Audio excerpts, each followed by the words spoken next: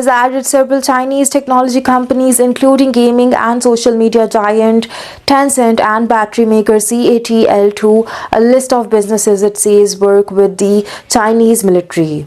The list serves as a warning to American companies and organizations about the risk of doing business with Chinese entities.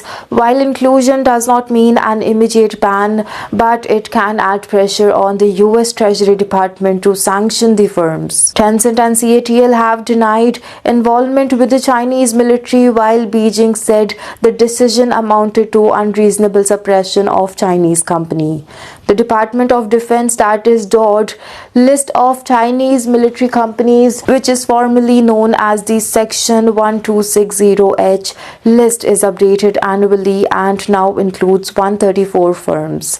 It is part of Washington's approach to counteracting what it sees as Beijing's effort to increase its military power by using technology from Chinese firms, universities, and research programs. In response to the latest announcement, Tencent, which owns the messaging app WeChat, said its inclusion on the list was clearly a mistake.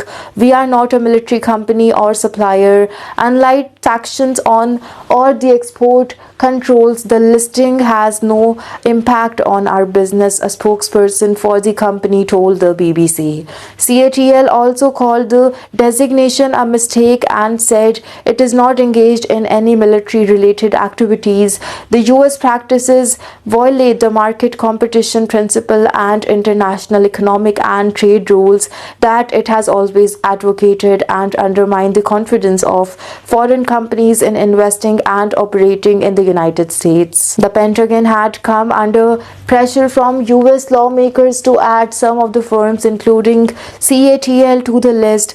The pressure came as US car making giant Ford said it would invest $2 billion to build a battery plant in Michigan. It said it plans to license technology from the CATL. Ford did not immediately respond to a BBC request for comment. The announcement comes as relations between the world's two biggest economies remained strained. Meanwhile, President-elect Donald Trump, who has previously taken a tough stance against Beijing, is due to return to the White House this month. The Pentagon was sued last year by drone maker DJI and lidar maker Hesai Technology over the inclusion on the list. They both remain on the updated list. Tencent shares were trading around 7% lower in Hong Kong on Tuesday. CATL was down by about 4%.